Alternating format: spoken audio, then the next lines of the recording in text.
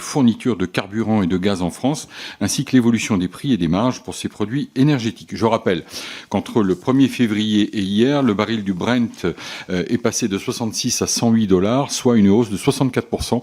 et que le prix des carburants à la distribution avoisine en moyenne les 2 € pour l'essence, samplon 95 E10, et les 2,20 € pour le gazole. C'est bien sûr un choc considérable pour nos entreprises et les consommateurs, dont les conséquences nous préoccupent grandement.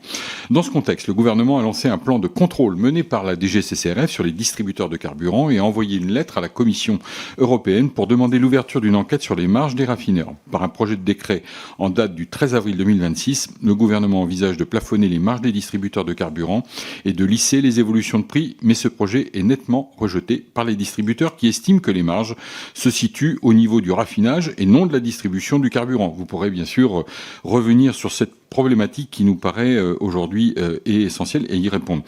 Je rappelle aussi qu'à la suite d'une réunion avec le gouvernement, le 12 mars 2026, le groupe Total Énergie a mis en place des mesures de plafonnement du prix des carburants qu'il distribue, mesures qui ont été prolongées jusqu'à la fin du mois d'avril. Dans ce cadre, le plafond sur l'essence est fixé à 1,99 € par litre et celui sur le diesel à 2,25 € par litre dans vos 3300 stations-service.